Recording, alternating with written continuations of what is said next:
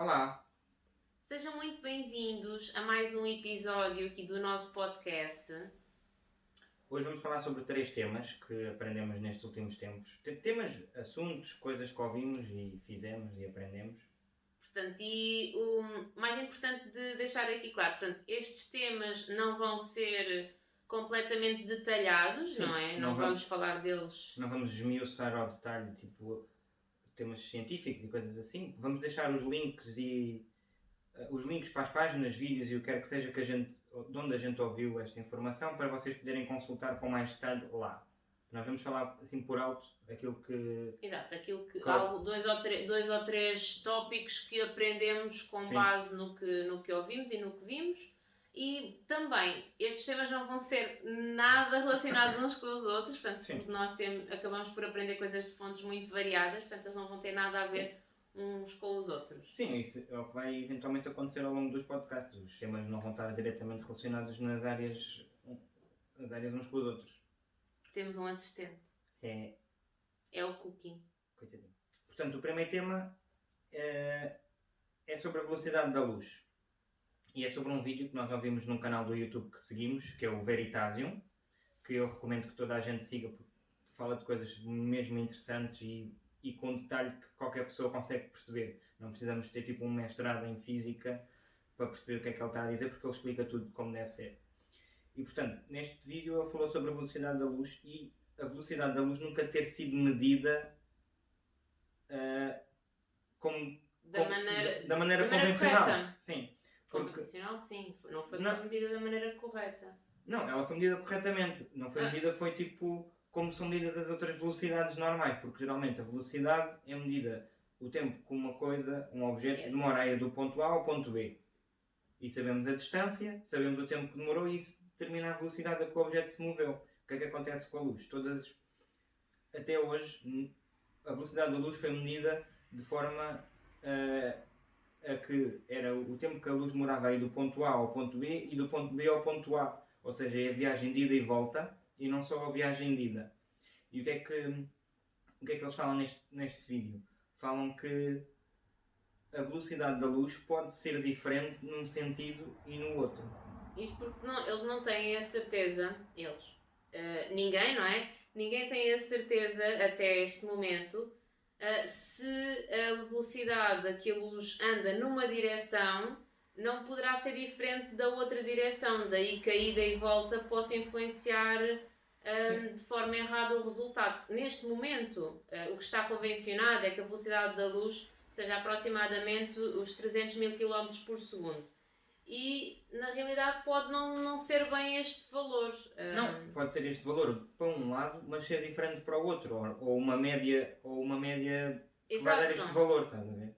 Porque ele no vídeo fala que, na altura, Einstein, quando escreveu o seu artigo, um dos seus artigos na teoria da relatividade, o próprio Einstein tem escrito no artigo a dizer que o que ele está a assumir, ele não está a assumir ele tomou uma decisão. Ele decidiu conscientemente estipular a velocidade da luz como aquele valor. Não é tipo um facto da natureza da luz, é tipo ele estipulou aquilo para prosseguir com o estudo que estava a fazer. Ele próprio admite que não existe ainda, não está determinada qual é a velocidade da luz. Não existia naquela altura. E na realidade agora continua sem existir certeza. Sim. E o exemplo que o Derek dá dessa dificuldade de ter a certeza é, por exemplo, as comunicações entre a Terra e Marte. O exemplo que ele está a dar é para nós termos noção do impacto que isto tem na vida real. É só tipo girar, isto é uma dúvida muito interessante para os físicos. Já chega de tipos, acho eu. É só uma dúvida interessante para os cientistas, mas na prática tem consequências, porque o exemplo que ele deu é sobre o tempo que demora a comunicação, por exemplo, com Marte. Marte está longe, não é? Então... Neste momento, o tipo de comunicação que existe, disponível, tem um delay de 20 minutos, sim, mais ou menos. E assume-se que é o tempo de ida e o tempo de volta. Sim, que seja 10 minutos para cada lado. Sim, mas o que ele mostra como exemplo é que a comunicação pode estar a demorar 20 minutos para lá E ser depois ir instantâneo para cá para pode cá. ser instantâneo. Ou até ser o contrário, até ser instantâneo para lá e depois demorar 20 minutos para cá. Sim. A questão de se ter assumido esta velocidade da luz foi porque até à altura a maior parte das coisas que se conhecia do universo e das leis da física era que havia simetria. Ou seja, era expectável que indo para um lado e vindo para o outro seria a mesma velocidade, mas hoje em dia já sabe que não é exatamente assim. Não, mas não é hoje em dia. Não, já sabe que não há simetria em tudo. que Daí esta dúvida ter surgido. Sim, porque nunca se mediu, portanto não se sabe.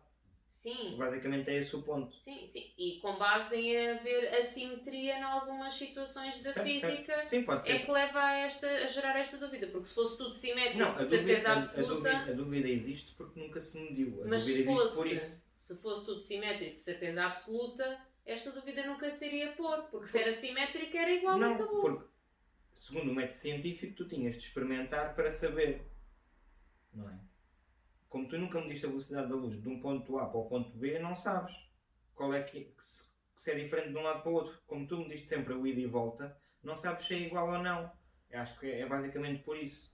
Não tem a ver com a existência da simetria. Eu acho que pode ser as duas coisas. Há a simetria do universo e a quantidade de matéria versus antimatéria, que é bastante diferente, só cimenta mais esta dúvida. Exato. Cimenta mais, mas a dúvida não existe.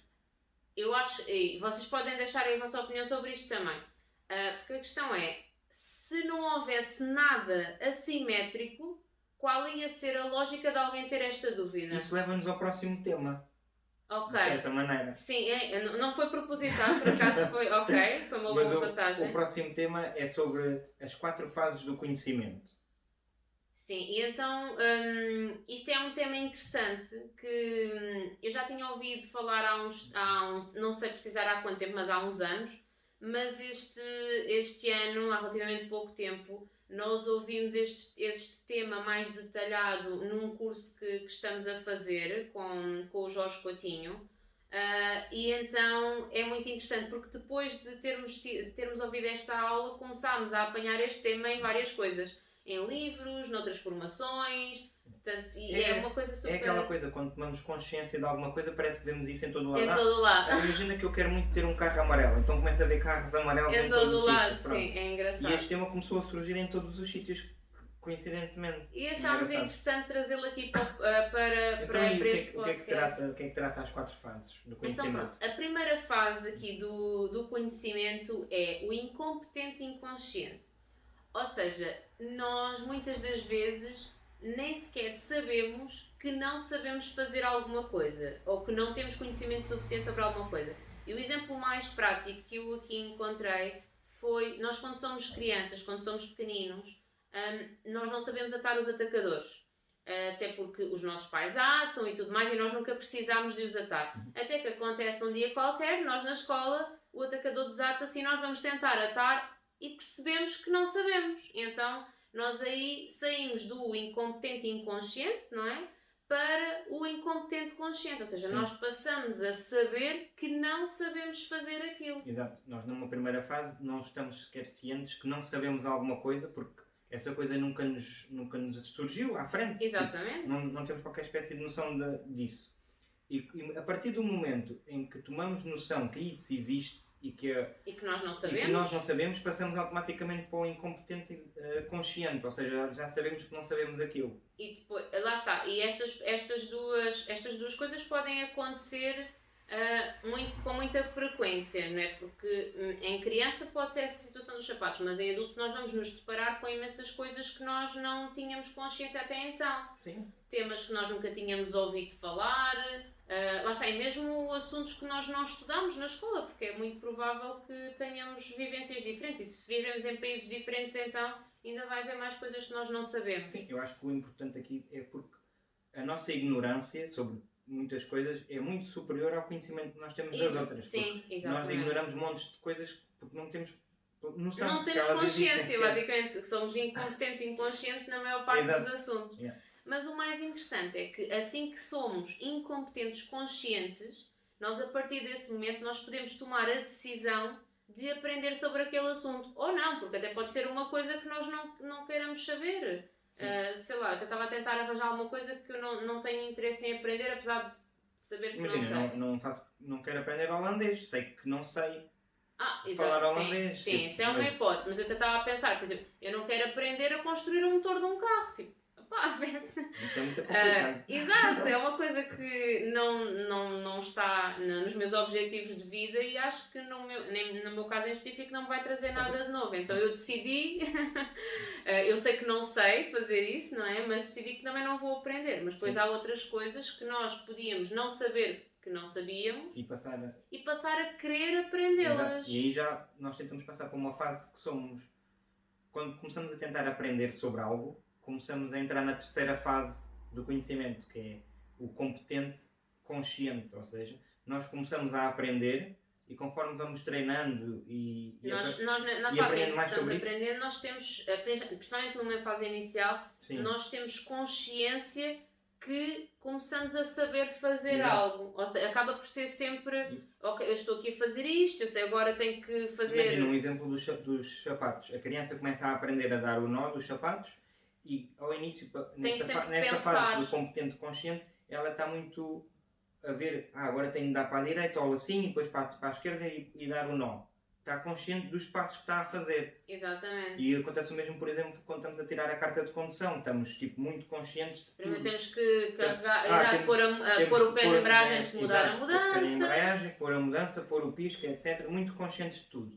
E depois, conforme vamos treinando, isto vai ficando cada vez mais mecanizado em nós e passamos para a quarta fase do conhecimento, que é o competente inconsciente, em que já fazemos automaticamente a ação. Exatamente, em que nós já não precisamos de pensar nos passos que estamos a fazer. E é muito engraçado que algumas destas situações acontecem mesmo pela repetição e a quantidade de tempo que estamos ou não sem fazer algo, porque ainda há poucos dias eu voltei a fazer tricô outra vez. E as primeiras vezes que eu volto, depois de estar muitos anos sem fazer, estou sempre na fase do competente consciente. Tenho que pensar, ok, sei fazer isto, agora tenho que pôr a agulha ali, depois tenho que passar não sei o quê. Depois, passado algum tempo, já estou a fazer descontraídamente enquanto estou a conversar, enquanto estou a ver um filme. Sim. E é muito curioso que se nós pensarmos aqui no competente inconsciente, tem muito a ver com a prática. O praticarmos várias vezes, o treinarmos várias vezes, até algo ficar tão mecânico em nós, como hoje em dia, que nós já conduzimos há não sei quantos anos, eu já nem sei, há mais de 10 anos que eu tenho a carta. Nós ao início não sabemos andar quando somos crianças e depois vamos aprendendo e vai ficando automático. Eu agora não consigo. Mas eu não sei se aí faz parte do conhecimento, porque as crianças aprendem a andar sozinhas sem serem conscientes disso, são tipo bebés. Ok. Tu lembras de seres consciente de não andar? Nós vamos tendo estímulos para aprendermos a andar, não é? Sim, mas eu acho que não sei se passa aquela parte da consciência. Eu tenho a ideia que sim. Olha, fica aqui esta dúvida se alguém... ok, já percebi que nós não estamos conscientes que não sabemos. Mas se calhar não nos lembramos, porque já como foi há tanto tempo. Eu também não me lembro de não saber atar os sapatos.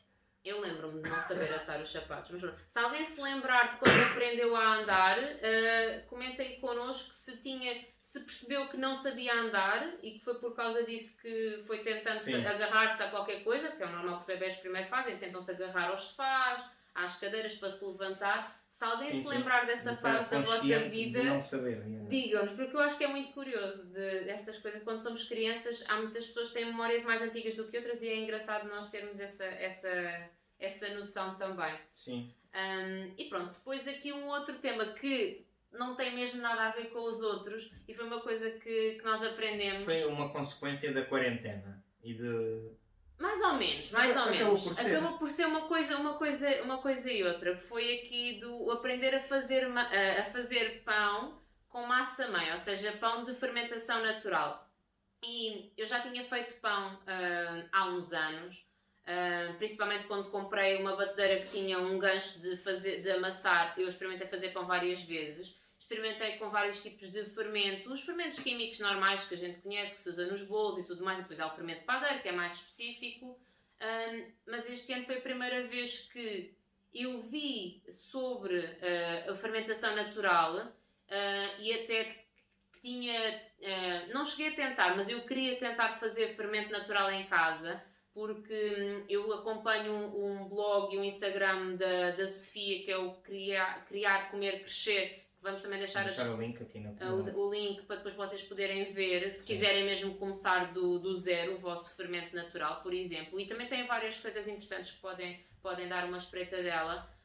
Mas a verdade é que eu não cheguei a fazer em casa, porque depois nós viemos de férias e os nossos vizinhos, o João e a Cláudia, faziam este pão em casa e tinham o fermento deles. Deram-nos o nosso primeiro fermento natural, porque é muito engraçado, porque para quem não sabe, a fermentação é baseada em leveduras, ou seja, são micro-organismos muito pequeninos, em que as células, à medida que vão trabalhando, vão libertando um gás, ou seja, é aquilo que faz as bolhinhas que nós conhecemos, as bolhinhas de ar, não é? Que ficam dentro dos bolos, do pão e que faz com que ele seja fofinho.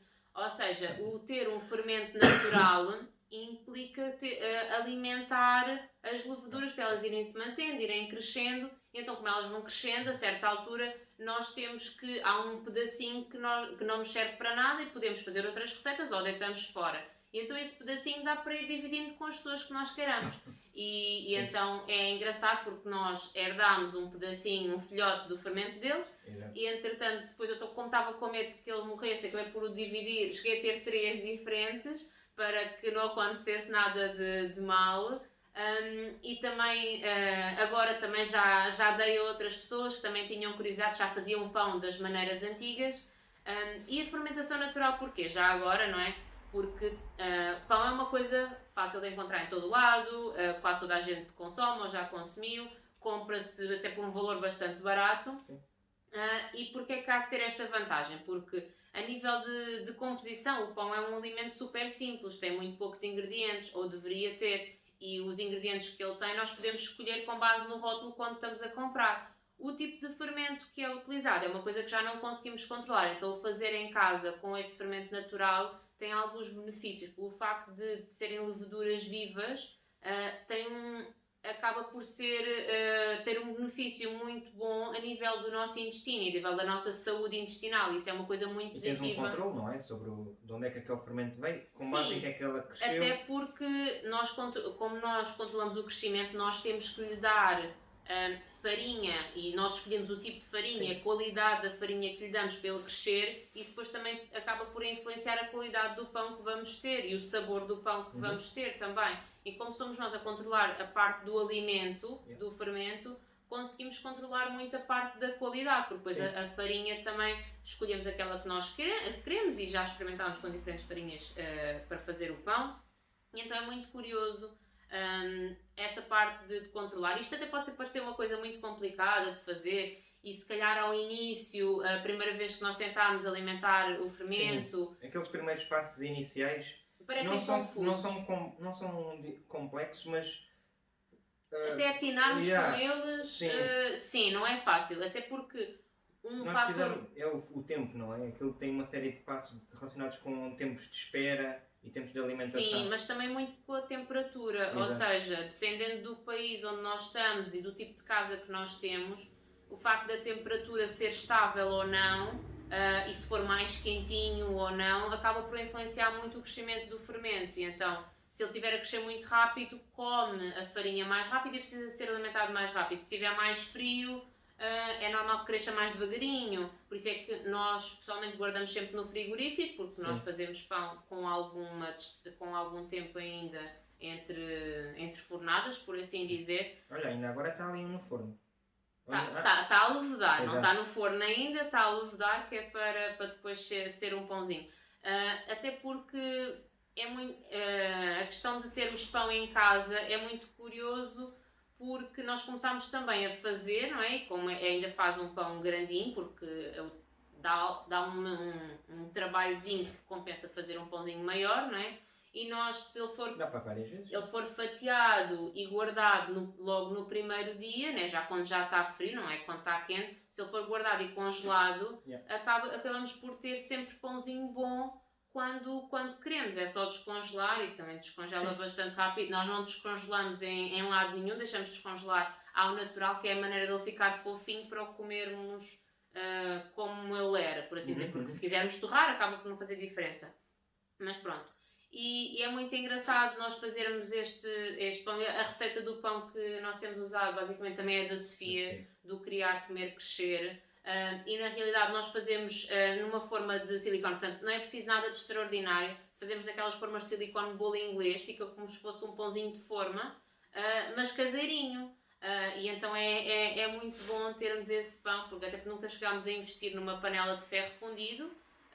Não sei, ainda não tenho a certeza se devemos de o fazer ou não, porque na realidade acho que o pão vai ter o mesmo sabor, pode ter um formato mais rústicozinho, é verdade, mas também achamos que é mais fácil de cortar no formato retangular, pelo menos é a ideia que nós temos. Quer dizer, do outro formato também dá para cortar, vai ficar em fatias com tamanhos diferentes, não é?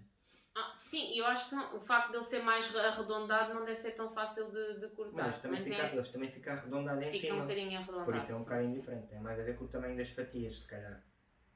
Sim, mas acho que para a torradeira, por exemplo, é mais simpático termos fatias mais parecidas umas com as outras. Sim. Mas pronto. E também gostava de vos perguntar, quem já tem feito pãozinho caseiro, quem já usava este fermento natural ou quem faz pão em casa, mas com o fermento do outro, se acha interessante esta questão de ser um fermento natural ou não. Que receitas é que usam?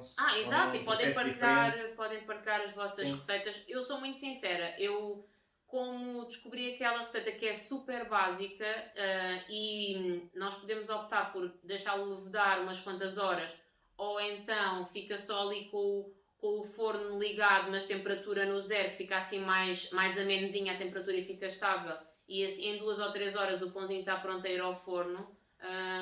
Para mim é mais fácil. Mas se tiverem receitas que achem que sejam simples, podem partilhar à vontade, até porque todos gostamos de coisas diferentes. Portanto, para experimentarmos. Exatamente. E pronto, acho que por hoje... Sim, são os nossos 3 temas. Os nossos 3 temas. Deste primeiro episódio oficial, vá. Sim, o primeiro com temas a sério. Exato. E são temas bastante diferentes, mas gostávamos de saber a vossa opinião. Comentem, digam se gostaram, se acharam que nós falámos de mais ou de menos de alguma coisa.